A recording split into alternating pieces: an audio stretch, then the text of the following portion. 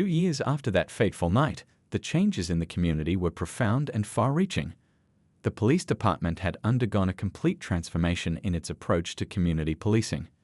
The training program that began with one doctor's story had become a model for departments across the state. Standing at the podium during a community celebration, Dr. Richardson looked out at the diverse crowd gathered in the city park. Police officers mingled comfortably with residents, their interactions marked by mutual respect rather than suspicion. Children played freely, their parents no longer tensing up when a patrol car drove by. Change doesn't happen overnight, he addressed the gathering, his voice carrying across the sunny afternoon. It happens one conversation at a time, one understanding at a time, one person at a time. The young officer who had first checked his ID that night now stood beside him as a departmental trainer, helping spread the message of transformation to new recruits. The statistics told a powerful story. Complaints against the police had dropped by 60%. Traffic stops showed no racial disparity for the first time in the department's history. Officers reported higher job satisfaction, feeling more connected to the community they served. But the numbers only told part of the story. Real change could be seen in the small moments.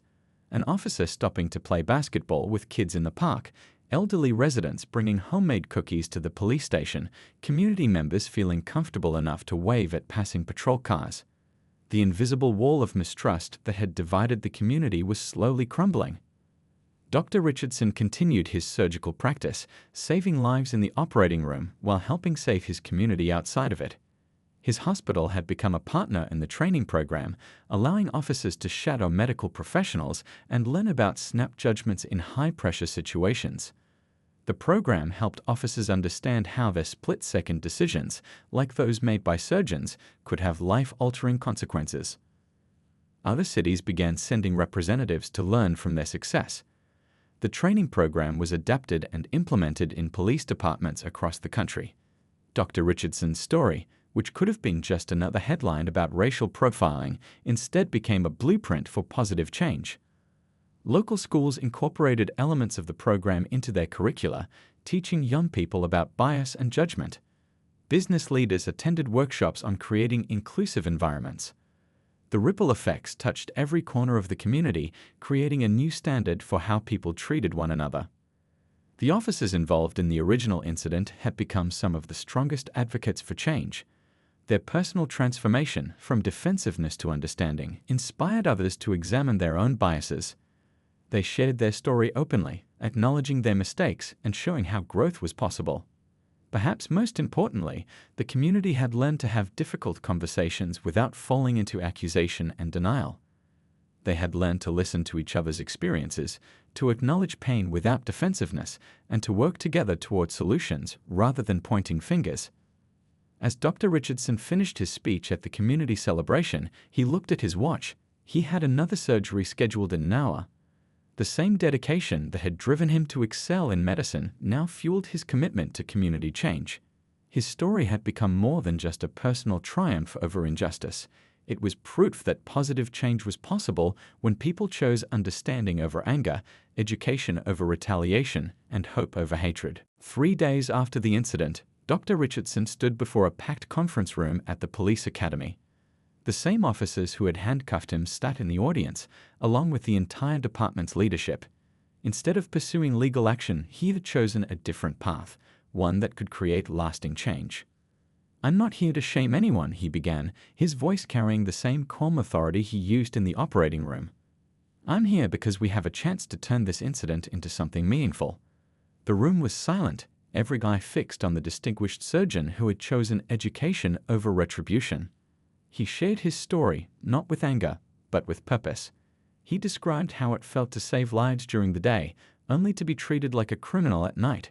How his years of education, his professional achievements, and his service to the community disappeared in an instant because of preconceptions about his appearance. "Yesterday, I operated on a young child," he continued, showing a photo of a smiling family on the presentation screen. "Her father is a police officer in this room. When I'm in the operating room, no one questions my right to be there. But in my car, in casual clothes, I become suspicious." His words struck home, causing several officers to shift uncomfortably in their seats. The training program he proposed was revolutionary in its simplicity. It wasn't about pointing fingers or assigning blame. Instead, it focused on understanding how split-second judgments could have life-altering consequences, how unconscious bias affected decision-making, and how community trust was built or broken through individual actions. As part of the program, he invited officers to observe him during surgery. They watched in awe as his skilled hands performed intricate procedures that saved lives. Then he would remind them, these were the same hands they had handcuffed. The impact was powerful and immediate. The local police academy began incorporating his experiences into their training curriculum. New recruits learned about the incident not as a cautionary tale of what not to do, but as a starting point for discussions about community relations and professional judgment. Dr. Richardson's story became a catalyst for change. Community meetings that had once been tense and confrontational transformed into productive dialogues. Officers began sharing their own perspectives, their fears, and their desire to serve better. Dr. Richardson's approach of understanding rather than accusation opened doors that had previously been sealed shut by defensiveness and denial. His hospital colleagues marveled at his dedication. Between surgeries and patient consultations, he made time to speak at police roll calls, community forums, and department training sessions. His message was consistent. Everyone deserved to be treated with dignity, regardless of their appearance or circumstances. The program expanded beyond just police training. Local businesses, schools, and other institutions requested similar sessions. Dr. Richardson's experience resonated because it highlighted how excellence and achievement didn't shield anyone from prejudice. His story became a powerful tool for discussing uncomfortable truths about societal assumptions. Most importantly, the changes began showing real results. Officers who went through the program reported better community interactions. Complaints about racial profiling decreased. The department's approach to traffic stops and suspicious person reports underwent significant revision. What had started as one man's humiliating experience was transforming into a model for positive change. Word of the incident spread through the hospital corridors like wildfire. By the time Dr. Richardson arrived at the emergency room, still wearing his dirt-stained sweater, the entire night staff had heard what happened.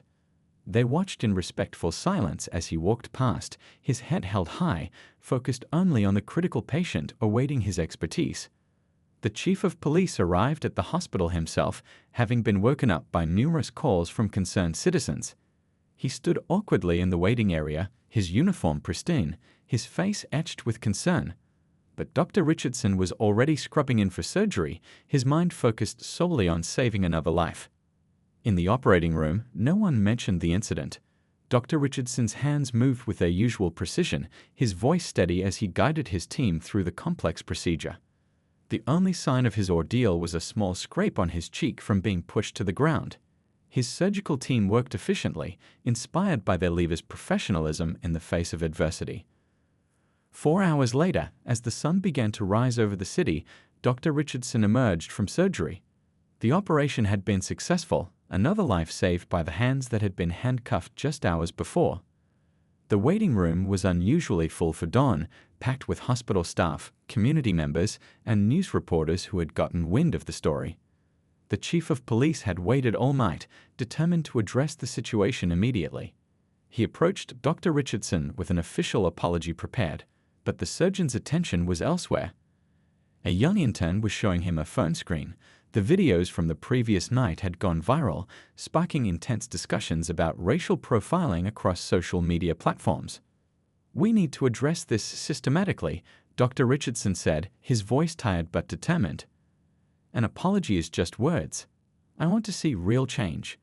The chief of police nodded, understanding that this incident would require more than just a public statement or a handshake photo opportunity. Hospital administrators had already called an emergency meeting. They knew their respected surgeon's experience would resonate far beyond their community. News vans were parking outside, eager to interview the distinguished doctor who had been profiled. But Dr. Richardson had other priorities.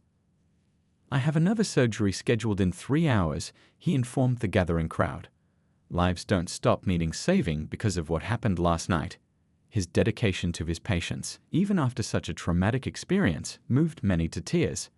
Some of the nurses who had worked with him for years nodded in understanding. This was exactly who he was. The videos continued to spread online, showing both the injustice of his treatment and the dignity of his response. Comments poured in from other professionals who had faced similar situations, from fellow doctors to lawyers to business executives. His experience was becoming a rallying point for a larger conversation about prejudice and presumption. Community leaders began calling for immediate police reform.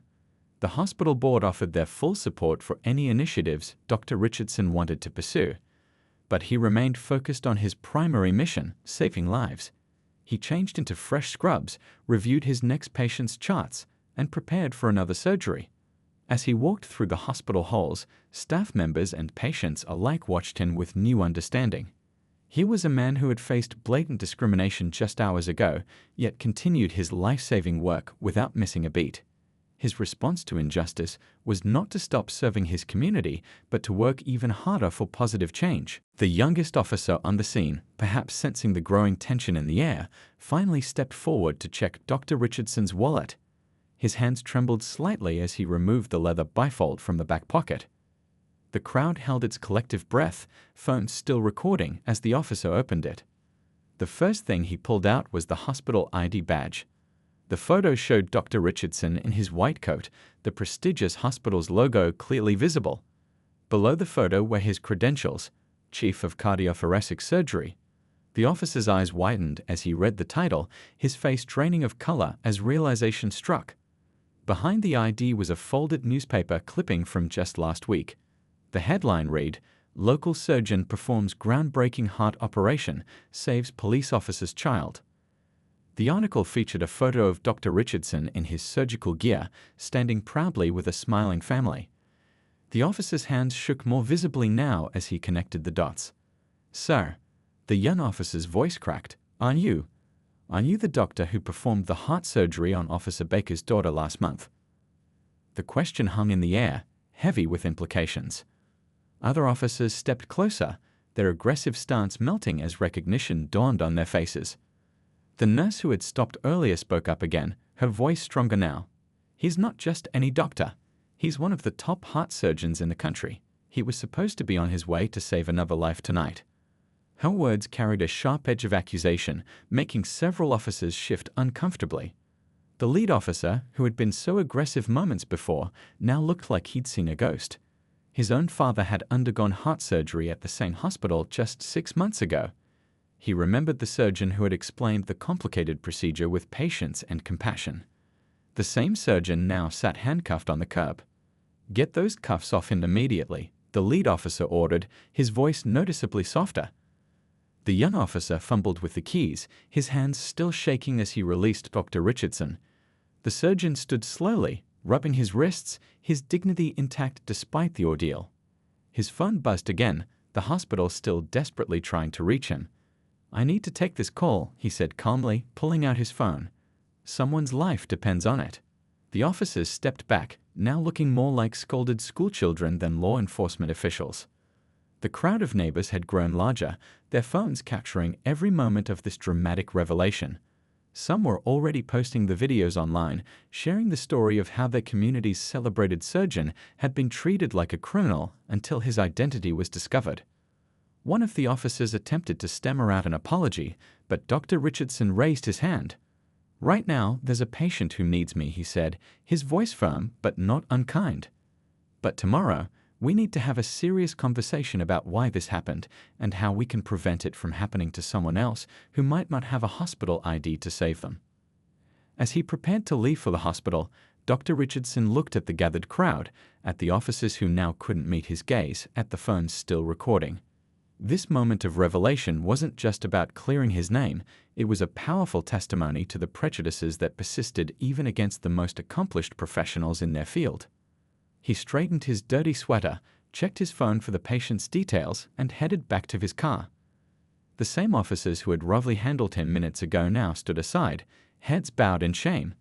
Dr. Richardson's mind was already shifting to the emergency surgery ahead, but he knew this night would lead to changes bigger than anyone could imagine. The streetlights cast long shadows across the suburban sidewalk as Dr. Richardson sat handcuffed on the curb.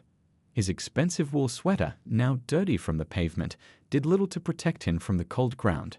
Yet his posture remained straight, his chin held high, embodying a dignity that no circumstance could strip away. More neighbors emerged from their homes, drawn by the commotion and flashing lights. Some stood in shocked silence, others whispered among themselves. "That's our doctor," a woman in a bathrobe said loudly enough for the officers to hear. "He performed my husband's bypass surgery last spring." The murmurs grew louder, phones appeared in hands, recording the scene that seemed impossible in their peaceful neighborhood.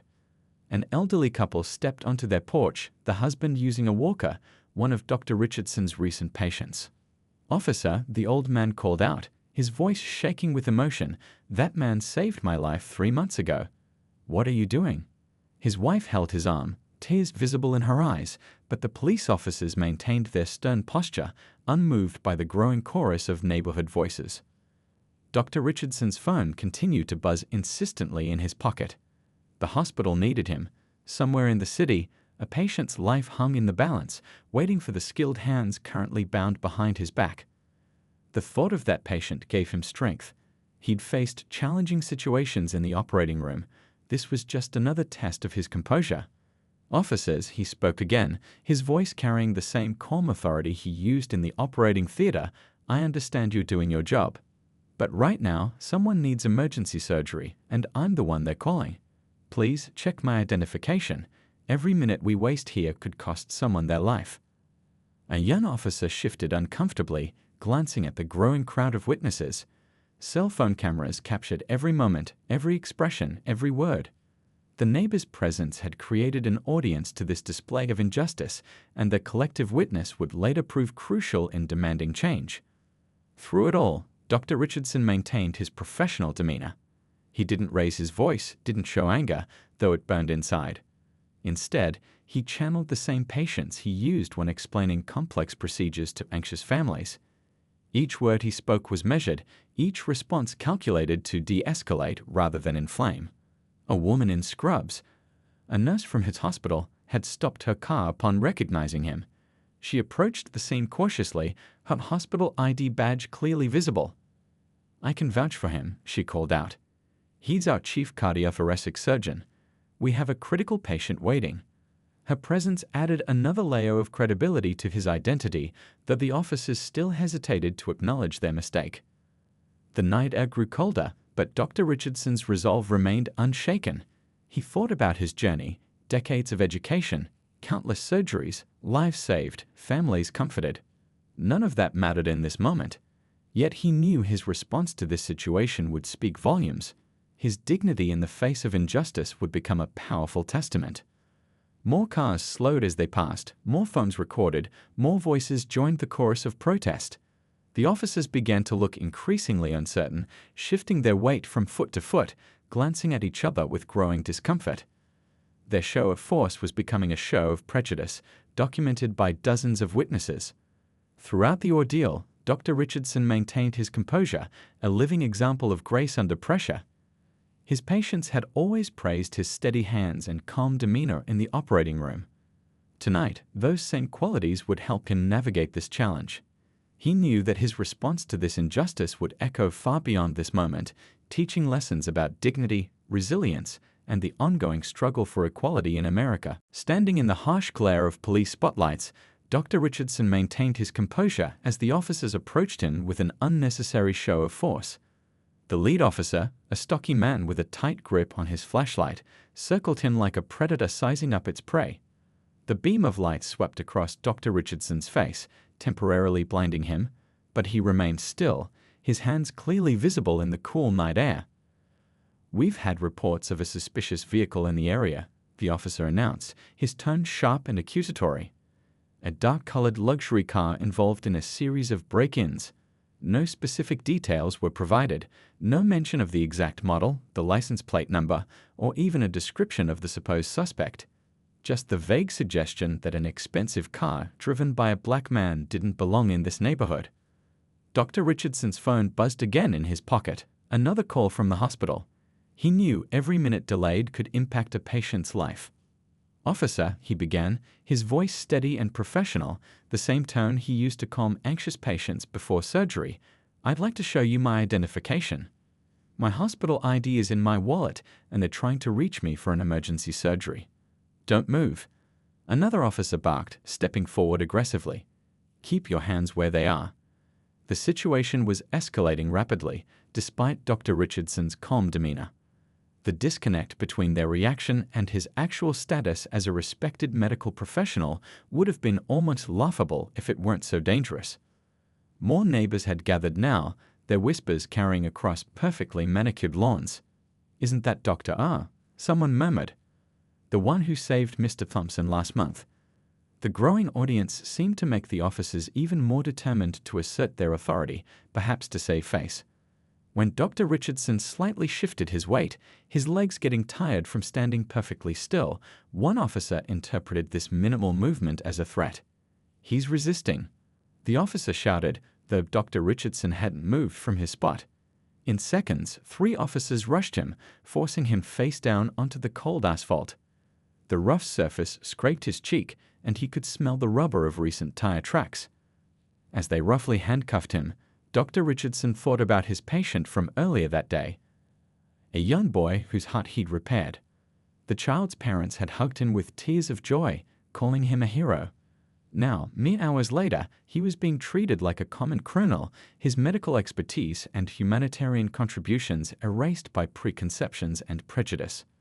The sound of more cars approaching filled the air. Neighbors were returning home from late shifts or evening activities.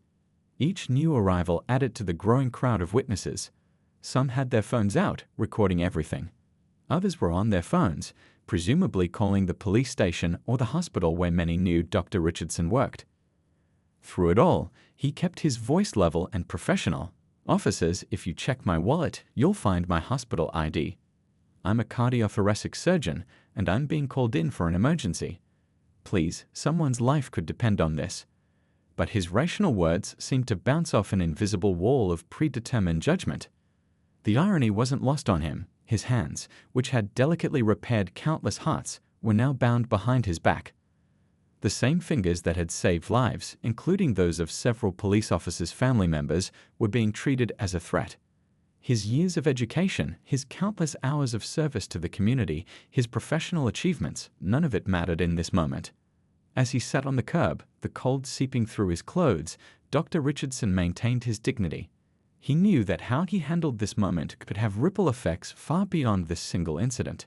His phone kept buzzing, the hospital still trying to reach him, unaware that their brilliant surgeon was sitting handcuffed on a suburban street, about to teach a lesson in prejudice and perseverance that no medical school could ever provide. The autumn night was unusually quiet in the wealthy suburbs of Boston, with only the occasional rustle of fallen leaves dancing across empty streets.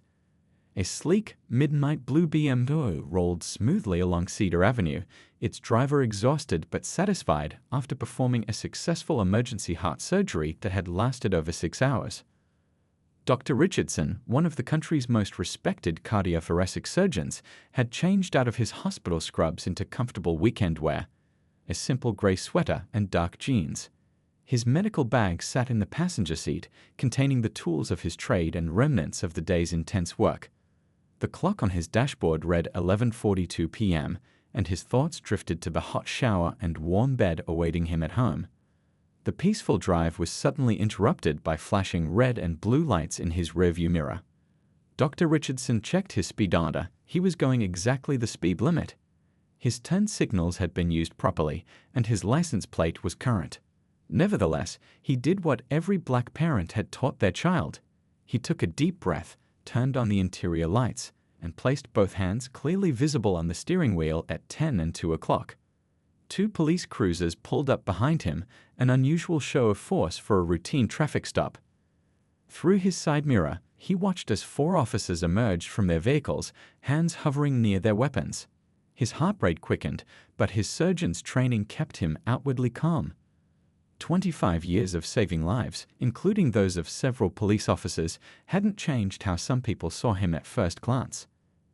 "Exit the vehicle with your hands where we can see them." The command came through a megaphone, echoing off the manicured lawns and pristine houses of the neighborhood. Lights began turning on in nearby homes, curious faces appearing in windows.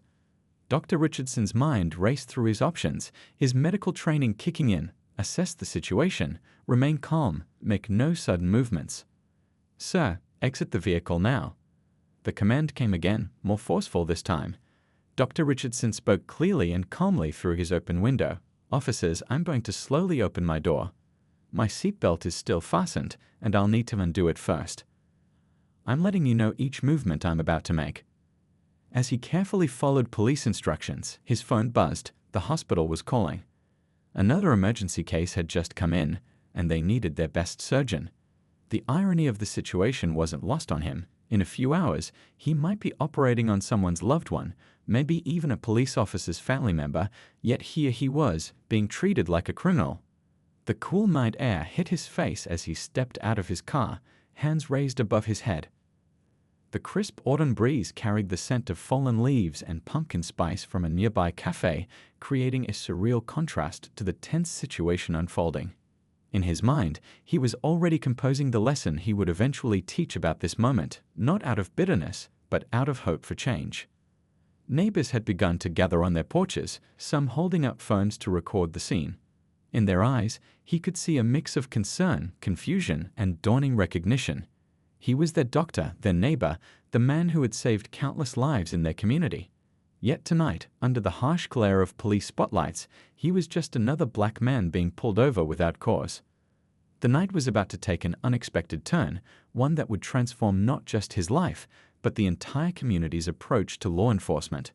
But for now, Dr. Richardson stood perfectly still, his hands in the air, his hospital ID badge tucked away in his wallet, waiting for the officers to discover exactly who they had pulled over on this quiet autumn night.